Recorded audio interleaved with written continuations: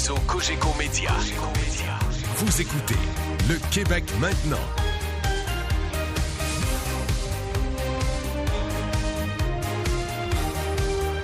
Votre point de repère. Le Québec maintenant. Avec Philippe Quentin. Toute la Floride est en état d'alerte, bien sûr, en raison de l'ouragan Milton qui fonce vers la baie de Tampa. Et cet ouragan devrait arriver à terre dans la nuit de mercredi à jeudi. L'ouragan est maintenant de force 4. Il a diminué un peu, mais c'est pas nécessairement une bonne nouvelle parce qu'en diminuant le degré d'intensité de 5 à 4, ça fait en sorte là, que son étendue est beaucoup plus grande. Donc, il risque de balayer encore plus de territoire en Floride. Il y a 5 millions et demi de personnes à qui on a dit aujourd'hui il faut évacuer, il faut quitter la région. Vous êtes sur la côte ouest de la Floride. Alors, ceux qui étaient à l'écoute hier, vous vous souvenez peut-être, on a parlé avec un Québécois qui est établi dans la région de Tampa. Il s'appelle Charles Saint-Maurice et il nous disait hier en fin d'après-midi, bien écoutez, je me prépare à quitter ce matin, là, en parlant d'aujourd'hui. On doit quitter, on est dans la ligne où l'ouragan va frapper. Alors, on a décidé de lui reparler aujourd'hui. Je me suis entretenu avec lui il y a à peine une demi-heure. On écoute ça ensemble. Monsieur Saint-Maurice, bonjour. Bonjour, Philippe. Monsieur Saint-Maurice, quand on s'est parlé hier après-midi, vous vous apprêtiez à quitter votre domicile dans la région de Tampa. Alors, qu'est-ce qui s'est produit depuis ce temps? Bon, écoutez, tout à fait. On était un petit peu retardés. En fait, on a pris notre temps parce que l'ouragan va passer plus tard, comme à 2 heures de nuit, entre mercredi et jeudi. Et puis, on voulait gérer aussi le trafic pour se déplacer. Alors là, on a quitté la maison vers 2 heures aujourd'hui et puis on s'est arrêté pour vous parler. Puis tout va bien, la circulation est très fluide, il n'y a pas vraiment de bouchons. Mais on a beaucoup remarqué en sortant de notre petite ville de Tarpon Springs, la petite rue principale, tous les commerçants ont barricadé avec du contreplaqué, des sacs de sable et tout. Alors, je pense que tout le monde prend ce ouragan-là très au sérieux.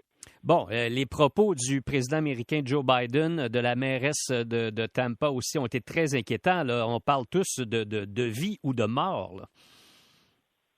Oui, absolument. C'est pour ça qu'on s'en va. Je pense que où on habite, on n'est pas vraiment à risque. On ne veut pas prendre de chance. On veut se mettre en sécurité. Et puis, l'onde de tempête doit être le double de ce qu'Hélène a produit. Et puis, l'ouragan, maintenant, qui rentre en pleine nuit, la marée haute est à 2h44. L'ouragan est supposé arriver vers 2h. La marée va être haute jusqu'à peu près 6h. Donc, les conditions, en anglais, on dit « the perfect storm ». Là. Alors, ça va être ça. Là. Ça va être désastreux. Avec Hélène, l'onde de tempête est arrivée à la marée basse. Et il y a eu des dégâts assez importants, comme vous savez. Alors là, avec la marée haute, en même temps que l'ouragan, ça va être épouvantable, surtout au sud de l'ouragan, où l'eau est repoussée vers la terre parce que l'ouragan tourne en sens anti-horaire. Bon, alors la tempête parfaite, là, et ça arriverait dans la nuit de mercredi à jeudi. Donc, il y a encore quelques heures pour permettre aux gens de quitter la région qui est le plus à risque. Absolument. Et on connaît plein de monde qui sont en déplacement, qui ont goûté à Hélène, et puis là, ben ils s'attendent, on n'aura plus de maison, là, c'est pas compliqué. Et pour sauver leur vie, je pense que les propos sont justes au niveau question de vie ou de mort, parce que si tu es en évacuation obligatoire, les autorités après ça sont plus responsables de venir te démerder si l'eau est montée dans ta maison à 5-6 pieds. T'appelles les pompiers ou la police pour venir. Ils ne viendront pas. Ces gens-là ne mettront pas leur vie à risque parce que tu as décidé de rester chez toi et de braver la tempête. Monsieur Saint-Maurice, là, on parle de 5,5 millions de personnes qui ont été invitées à évacuer leur résidence. Comment ça se passe sur les routes? Bien, vous savez, c'est une bonne question. Nous, on est chanceux. Sur la côte ouest, ici, on a une petite route d'État qui est assez tranquille, et puis j'ai suivi l'évolution de la circulation, puis c'est très fluide, ça me le confirme, on est dessus. Les axes routiers, là, la 75 qui traverse de nord au sud, la 95 qui traverse du nord au sud, dans des régions très densément populeuses, c'est là que ça se passe, les bouchons de kilomètre à kilomètre, par choc à par choc. Mais pour nous, ça va bien. Puis ce qui arrive aussi, c'est que commence à avoir des pénuries d'essence. Les gens font le plein d'essence Et puis, les postes d'essence sont vides, beaucoup sont fermés. Alors, tu es sur l'autoroute, tu es pris là, tu consommes de l'essence, tu n'as nulle part à aller, puis tu as une panne d'essence. Alors, il y a un paquet de conséquences là, à tout ça qui sont assez affreuses. Fait que c'est pour ça qu'il faut se prendre d'avance, il faut se préparer. Qu'est-ce que les autorités ont annoncé, M. Saint-Maurice, pour les personnes qui ne sont pas autonomes? Là, je pense à tous les gens qui sont dans des résidences pour personnes âgées, les gens qui sont dans des hôpitaux, peut-être en salle d'urgence, en salle de soins intensifs. Ouais. Je pense aux itinérants aussi. Qu'est-ce qu'on fait avec tous ces gens-là? Ben, vous savez, l'ordre d'évacuation des zones A, B et C, du moins dans notre comté, a été donné dimanche pour les centres d'accueil, hôpitaux, centres de soins de longue durée. Alors, tous ces gens-là ont été pris en charge rapidement et de façon efficace par les autorités gouvernementales. Alors, sont bien protégés, sont bien relocalisés. On pense aux itinérants. Les itinérants, il y en a un peu partout. Hein. On en a dans notre petite ville, des petits coins là où ils se tiennent. On pense à eux, justement. Qu'est-ce que tu fais dans ce temps-là où tu vas? Alors, il y a des abris qui ont été ouverts. On a une roulotte qui est entreposée en arrière de l'église. On connaît très bien le pasteur. Il est super gentil. Et il a ouvert son église comme abri, justement, pour n'importe qui a besoin d'un abri est bienvenu d'aller là, parce qu'il ne faut pas que tu restes dehors là, dans ces conditions-là. C'est très dangereux. Tout à fait. Est-ce qu'il y a des gens qui craignent du pillage avec tous les gens là, qui quittent leur domicile? C'est toujours un problème, un risque. Le pillage, c'est fait surtout là, un coup que l'ouragan est passé puis que c'est difficile de circuler. C'est là que ça s'est passé la semaine dernière. Nous, évidemment, on n'a pas annoncé qu'on quitte la maison. On a mis le système d'alarme puis on fait ça discrètement. Mais oui, c'est un risque, mais ce que j'ai vu, c'est plutôt l'après de la tempête. Bon, alors là, vous êtes sur la route, vous avez un long trajet à faire avant de vous retrouver chez vos amis, je pense. Une centaine de kilomètres. Bon, et ça s'annonce bien pour le transport jusque-là? Oui, ça s'annonce bien, c'est ça. On a vu la route sur Google Maps et puis il n'y avait aucun bouchon ni de part. Et puis donc, c'est encourageant pour ça. Puis présentement, c'est sec, c'est clair, c'est partiellement nuageux.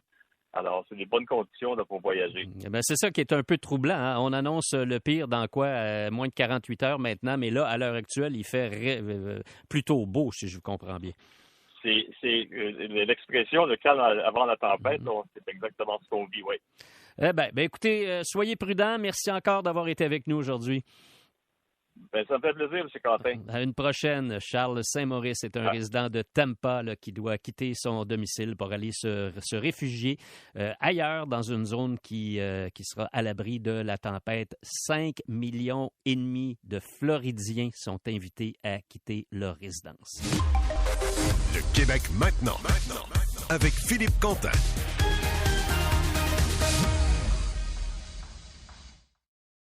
Au réseau Cogeco Média. Vous écoutez Le Québec maintenant avec Philippe Quentin. On peut lire ce matin dans la presse un article du journaliste Daniel Renaud qui est allé passer une nuit avec l'escouade Eclipse qui cible entre autres les gangs de rue. On y apprend que le type de crime a grandement évolué depuis la pandémie. Et ce qui est le plus consternant et le plus inquiétant, c'est que ce sont des jeunes et des ados là, qui sont de plus en plus impliqués. Alors, est-ce qu'il y a des solutions pour mettre fin à ce phénomène-là? Est-ce que les lois sont assez sévères envers les adultes qui recrutent ces jeunes? Eh bien, pour en discuter, je reçois un ancien policier du service de police de la Ville de Montréal, Stéphane Wall. Monsieur Wall, bonjour. Bonjour, M. Quentin. Monsieur Wall, c'est vraiment un phénomène qui est inquiétant. On en parlait avec Valérie Leboeuf aux nouvelles il y a un moment. Là, un de ces éléments de nouvelles, c'est qu'un adolescent de 15 ans a été arrêté pour l'incendie criminel d'un restaurant de la rue Jean-Talon à Montréal. On a vu des histoires comme celle-là au cours des derniers jours. Il y a même un ado de 14 ans là, qui est mort près du repère des Hells Angels dans la région de Québec. Comment en sommes-nous arrivés là? En fait, il faut reculer justement peut-être au contexte de la pandémie, là, faire un léger historique. C'est certain que les chèques qui ont été envoyés à certains jeunes du milieu criminalisé, ça a servi. Il y a eu beaucoup de fraudes qui ont été rapportées.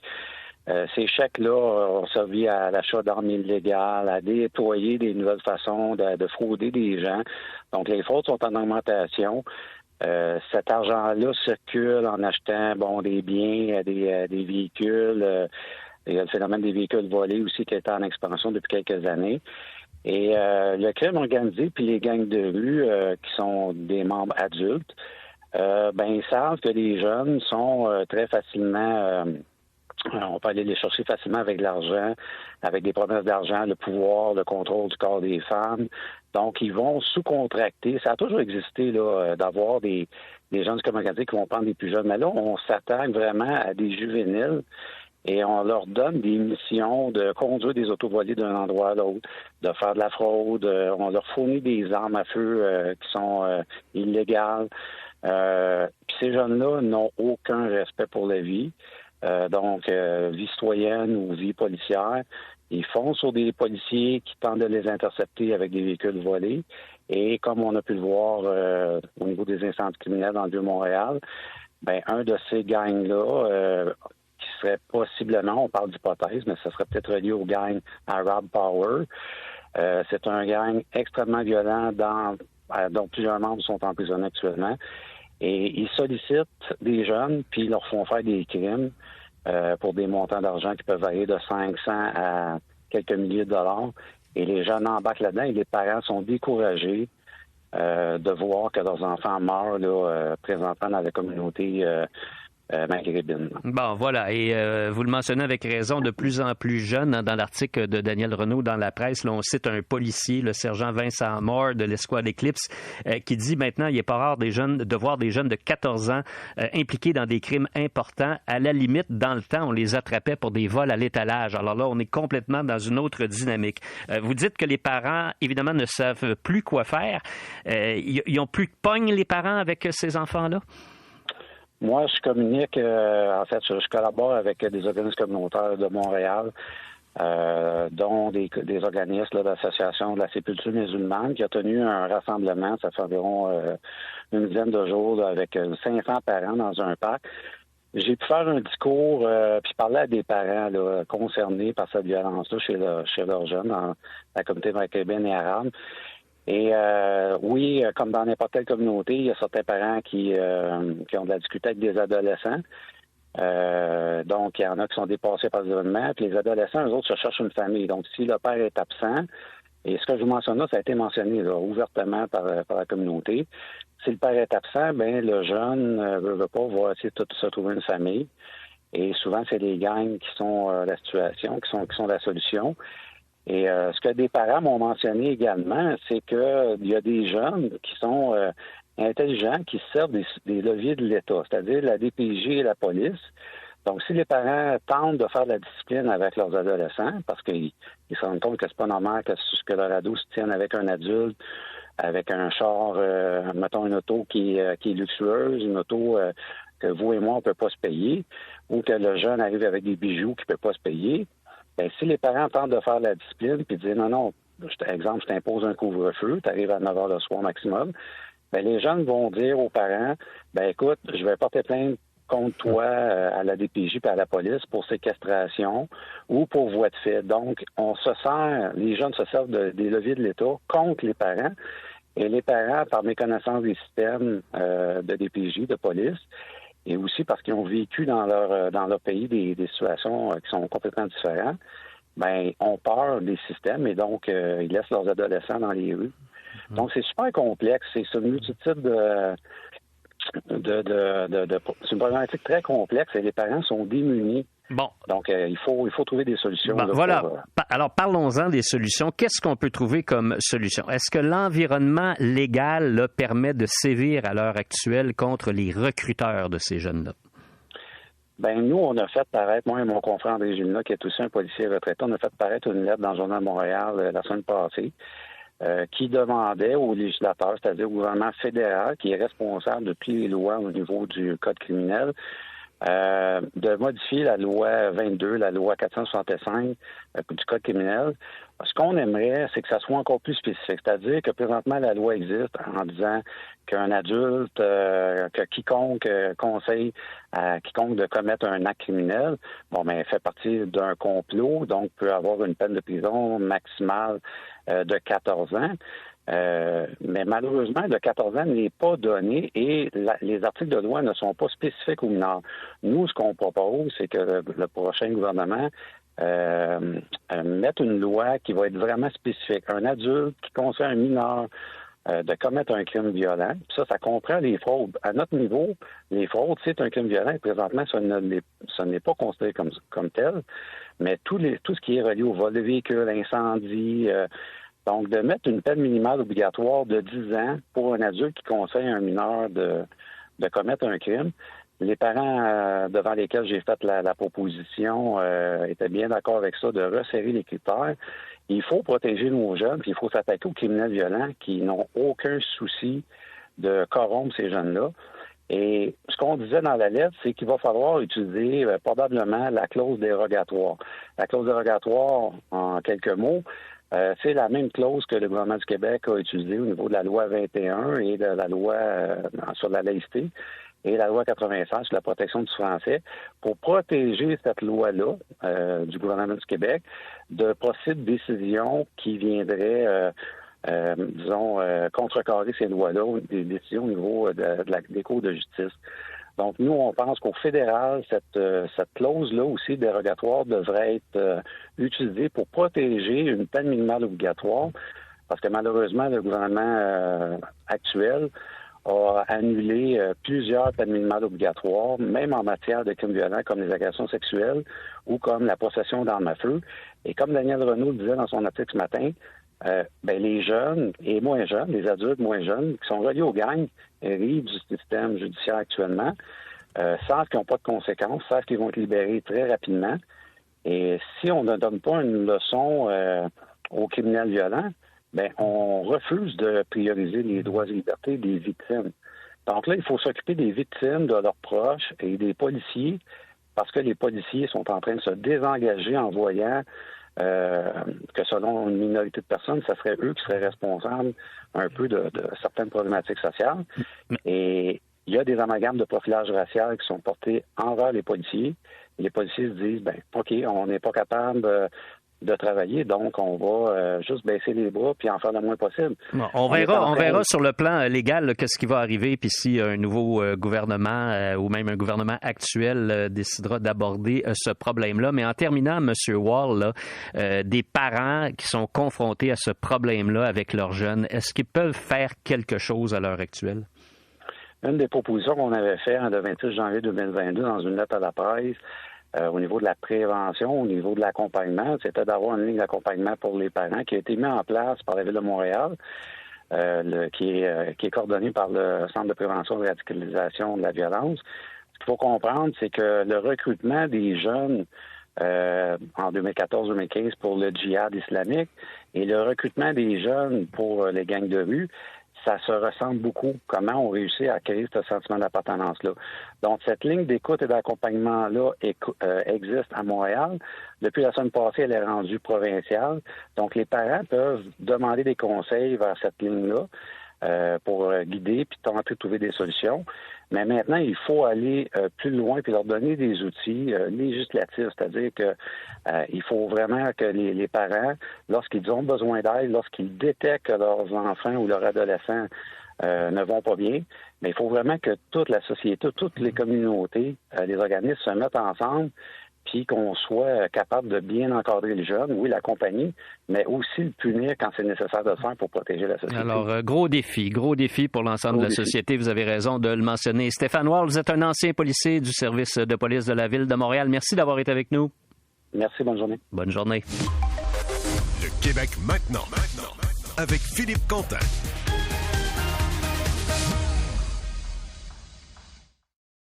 Au réseau Cogeco Média. Vous écoutez Le Québec maintenant avec Philippe Quentin. Alors imaginez, là, vous avez un problème avec votre véhicule. Alors, premier réflexe, on s'en va chez le concessionnaire pour aller le montrer. Vous dites, hey, j'ai un problème. Et là, le concessionnaire regarde le véhicule et dit, il va falloir que je le garde. Là. Il va falloir faire des examens plus approfondis, un diagnostic plus poussé parce qu'on comprend pas trop à première vue c'est quoi le problème. Alors, faites confiance à votre concessionnaire. Vous retournez chez vous, mais ça dure, les journées passent. Et puis tout à coup, un soir, vous vous êtes chez vous, puis sur votre téléphone cellulaire, vous recevez une notification. Et c'est le système de géolocalisation de votre véhicule qui vous apprend que votre véhicule se promène un peu partout dans la région, s'en va dans un aréna de hockey, s'en va après ça dans un centre de soins, dans le parking d'un centre de soins palliatifs. Bref, que quelqu'un utilise votre véhicule. Cette histoire-là est vraiment arrivée. C'est magnifiquement raconté par le journaliste Mathieu Boulay dans le Journal de Montréal ce matin. Et ça pose la question, est-ce qu'on peut faire confiance à notre concessionnaire quand on va porter notre voiture? Alors, j'en parle avec Robert Poëti. Robert Poëti est consultant en automobile. Il est l'ancien président directeur général de la Corporation des concessionnaires du Québec. Monsieur Poëti, bonjour. Hey, bonjour à vous. Monsieur Poëti, c'est absolument ahurissant cette histoire qu'on a apprise dans le Journal de Montréal ce matin. Ben oui, complètement. Écoutez, à la base, quand vous allez chez votre concessionnaire, puis on peut s'y fier, dans ce cas-ci, on peut se poser une question, là. À la base, quand on arrive chez le concessionnaire pour une problématique, dès que vous entrez à l'intérieur, il y a une personne qui vient vous voir avec un papier ou un iPad et il va prendre toutes les informations du véhicule, dont le kilométrage. Alors, au moment où vous êtes arrivé, on va prendre le kilométrage du véhicule. C'est possible lorsqu'il y a des problématiques ou qu'on doit aller faire des tests routiers, qu'il y ait des kilomètres qui s'ajoutent. Mais là, c'est très clair qu'il ne s'agissait pas de ça, selon les informations qui sont dévoilées actuellement. Donc, à ce problème-là, je comprends pas que ça soit pas déjà réglé avec la propriétaire du véhicule, en ce sens que on semble expliquer qu'il y a eu une erreur, quelque chose comme celle-là. Mais quand vous arrivez au concessionnaire, ils prennent le kilométrage, prenez-le vous-même et vous allez savoir, évidemment, si jamais le véhicule a été déplacé. Ça serait normal qu'il soit déplacé, mais pas de cette façon-là, disons-le clairement, là. Bon, voilà. Alors, en plus, c'est un véhicule, en plus, ça change pas grand-chose quand c'est notre auto, mais dans ce cas-ci, c'est un véhicule de luxe, un VUS de Mercedes. Dites-moi, M. Poëti, ça serait quoi l'utilisation normale, le test normal que pourrait faire un concessionnaire là, dans la vision la plus longue? Combien, au maximum, le concessionnaire doit-il rouler avec un véhicule qu'il répare pour s'assurer que la problématique est bel et bien réglée ou pour trouver les raisons de cette problématique-là avec un véhicule?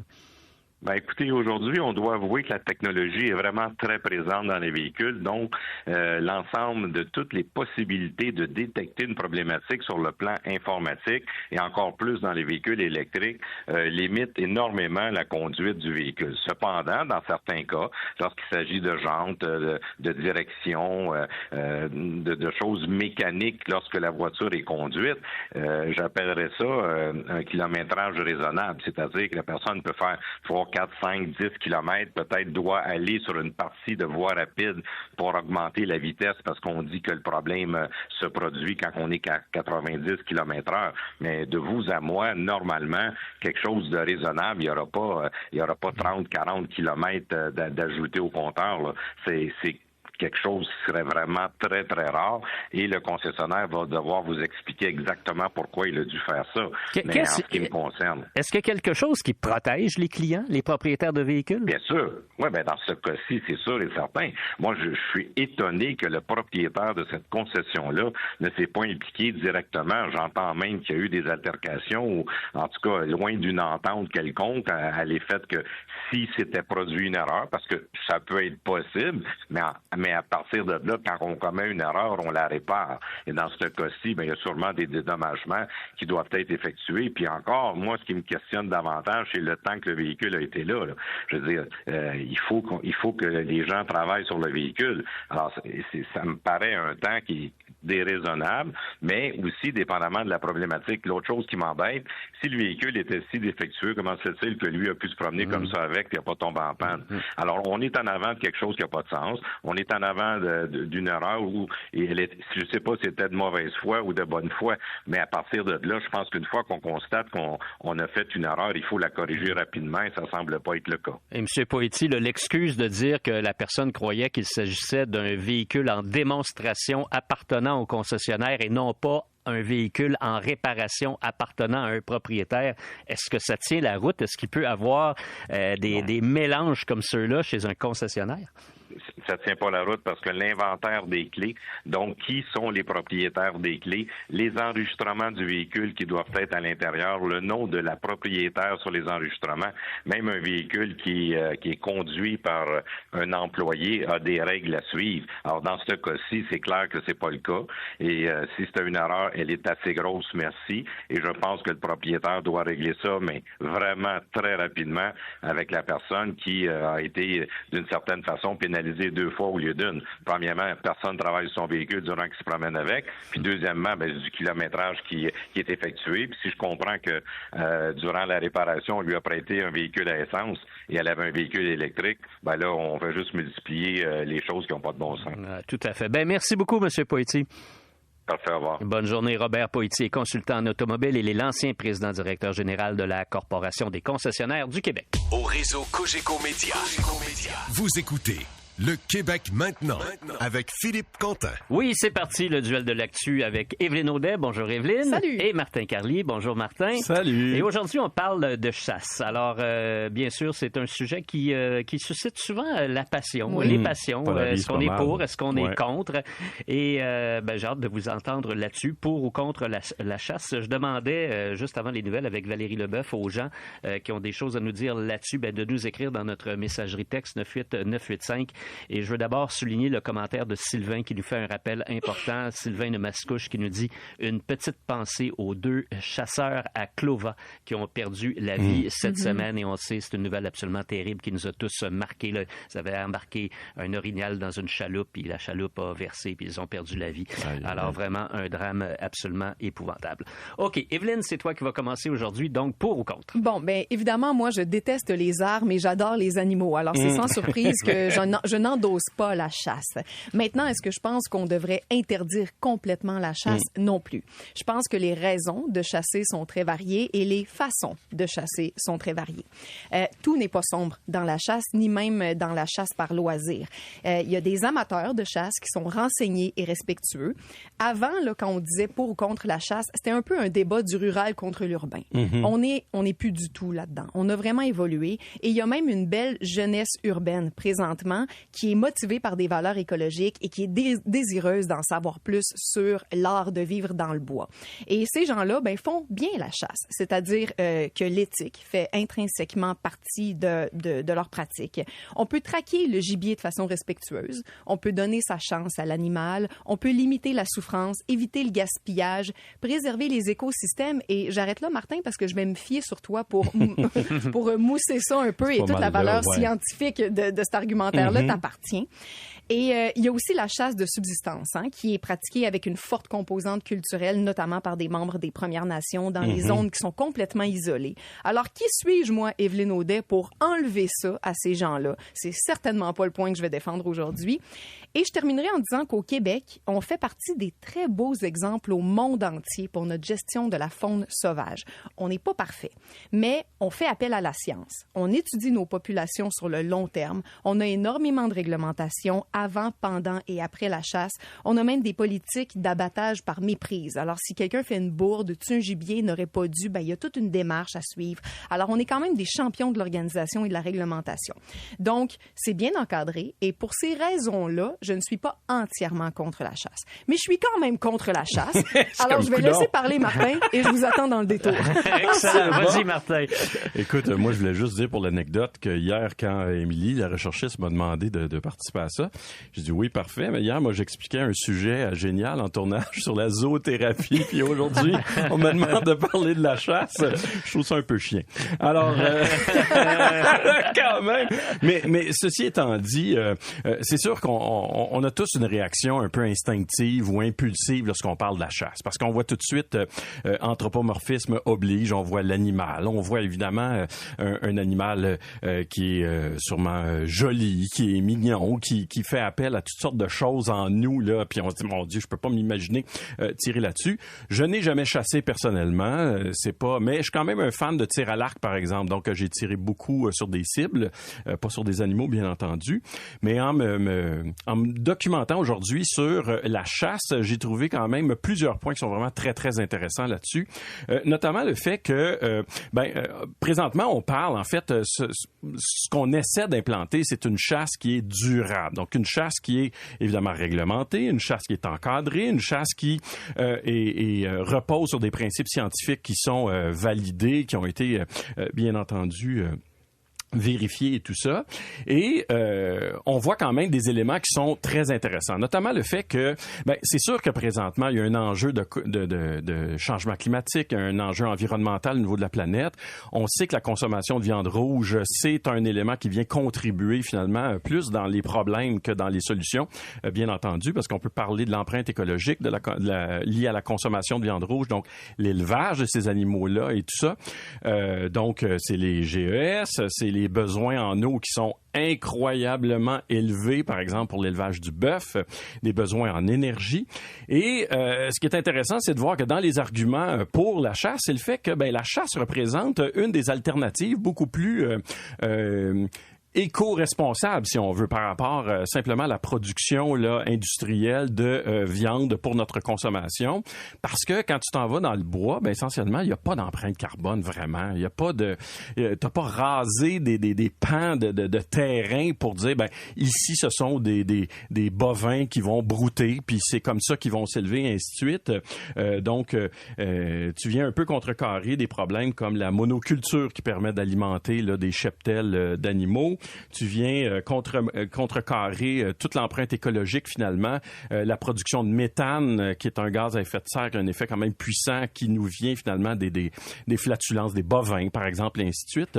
Donc, j'en ai d'autres arguments, mais je trouvais déjà que, déjà en partant de venir, de dire, OK, si on est pour manger de la viande, y a-t-il moyen de la produire autrement, puis de diminuer la pression sur la production industrielle de viande, finalement. Donc, à ce moment-là, la chasse peut être une option venir intéressante. Complémenter, absolument. Okay. Elle peut pas remplacer. On s'entend. Je trouve qu'on consomme beaucoup trop de viande à l'échelle planétaire, ça c'est certain. Une partie de la solution, ce serait d'en consommer moins, on s'entend. Puis peut-être qu'une autre partie de la solution, ce serait aussi qu'une partie de la production soit assurée de manière autre, par exemple, avec une activité comme la chasse. Les grandes productions. Les productions, exact, les élevages. Okay. Là, Evelyne, tu vas nous dire, après nous avoir expliqué que tu comprenais la philosophie derrière la chasse, je dirais ça comme ça, pourquoi tu es également un peu contre? Un peu contre. En fait, je vais rebondir sur l'environnement puisque tu étais là-dedans. Là. Et effectivement, manger de la viande, c'est plus une obligation en 2024. Et c'est maintenant prouvé scientifiquement que le régime végétalien, c'est celui qui est supérieur pour la santé. Donc, en plus, on a toutes les ressources pour éviter la viande, alors ce n'est plus une nécessité. Maintenant, côté environnement, la viande, c'est la cause numéro 1 du réchauffement climatique. Évidemment, c'est l'élevage et non pas la chasse. T'en as parlé. Sauf que je n'ai jamais rencontré un chasseur végétalien. Et fais-moi pas croire que le chasseur... Es-tu végétalienne, toi? Je suis végétalienne, mais honnêtement, ça ne teinte pas du tout mon argumentaire aujourd'hui parce que je n'ai pas été végétalienne 37 ans de mes 42 ans de vie, puis je suis pas une anti-viande, pas du tout.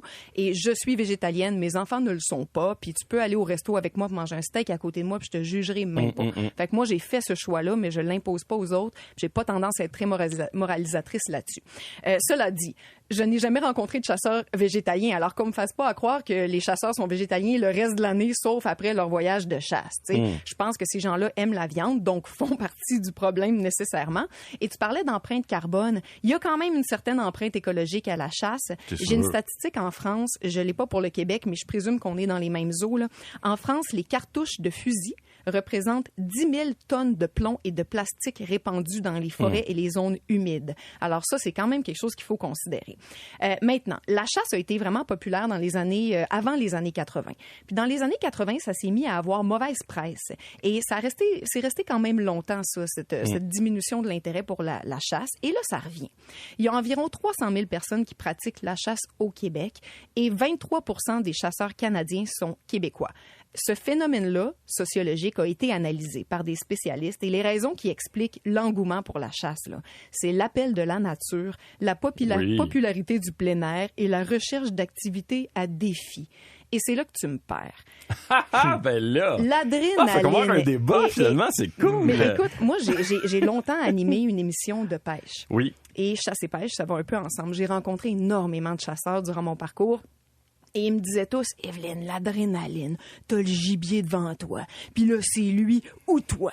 Puis là, j'ai envie de te dire, va sauter en parachute. Trouve une autre façon d'assouvir ce besoin-là qui est pas au détriment de la vie d'un animal. Tu sais, il y a d'autres moyens. Fait que ça, pour moi, là, c'est là où la chasse par loisir me perd un peu. Oui, mais tu sais, le loisir, effectivement, je suis pas. Moi, j'en ai surtout contre ceux qui recherchent un trophée. Là, moi, c'est garde ceux qui s'en vont chasser un lion en disant j'ai les sous, amenez-moi au lion puis je vais tirer dessus. Ça me rebute plus qu'un peu de un. Ceux qui vont dans des endroits où finalement on a élevé les proies qu'on libère dans un enclos, on dit go chasse. Ça, je trouve ça un petit peu. Tu contribues pas grand-chose finalement à ce niveau-là. Mais il y a quand même des arguments qui sont moi qui m'interpellent particulièrement. J'ai lu quand même dans certaines documentations que il y a des gens qui chassent mais qui tuent pas d'animaux aussi. Là. Ça faut y penser, qui aiment le simple fait d'être dans cette activité-là. Donc c'est pas nécessairement s'il y a 300 000 chasseurs, est-ce que c'est les 300 000 personnes qui tuent des animaux? Pas nécessairement. Il y en a qui aiment se promener dans les bois puis tu sais. Au niveau de la santé mentale, il y a quelque chose quand même d'intéressant qui ça est tout à fait vrai. Le fait d'être dans la nature, il y a même le phénomène, le fameux tree hugging, là, ceux qui font des câlins à des arbres, et ainsi de suite, c'est comme bon. Mais oui, on le sait que d'aller dans la nature, ça a un impact sur la santé mentale, ça c'est super intéressant. On peut aller à la nature sans aller à la chasse. Ça, je suis absolument d'accord avec toi. On peut aller faire des randonnées. Tout à fait. Ça, je suis absolument d'accord avec toi. Tu sais, puis on a un, tu sais, moi je suis pas végétalien, j'ai aucun non plus, j'ai pas d'opinion tranchée par rapport à ça. Tu sais, je sais qu'on a un système digestif d'une longueur qui est plus longue que celle des carnivores purs, mais qui est trop courte par rapport aux herbivores purs. Donc on a un peu plus un système digestif d'omnivore. Donc moi je pense que comme scientifique, j'aime mieux qu'on ait la plus grande variété possible dans notre alimentation pour être certain de couvrir tous nos besoins. Mais une chose certaine, puis ça, j'ai trouvé ça intéressant aussi, c'est qu'il y a quand même un sentiment, on présente un sentiment de communauté parmi les chasseurs. On a juste au Massachusetts, c'est 24 000. Ils ont un programme de partage de nourriture qui a été instauré. Et parce que ça, c'est l'autre affaire. Est-ce que les chasseurs mangent tout ce qu'ils chassent? Ça, c'est l'autre truc. Là, ça serait le fun qu'il n'y ait pas de perte, bien entendu. Et les chasseurs au Massachusetts ont permis à des familles défavorisées de manger 24 000 repas pour des familles comme ça qui ont été donc d'organiser toutes sortes de programmes comme ça de partage de la nourriture. Et il participe à la conservation de la nature, ne serait-ce que par les coûts associés à la chasse, c'est-à-dire les coûts des permis, les coûts des taxes sur les armes à feu, et ainsi de suite.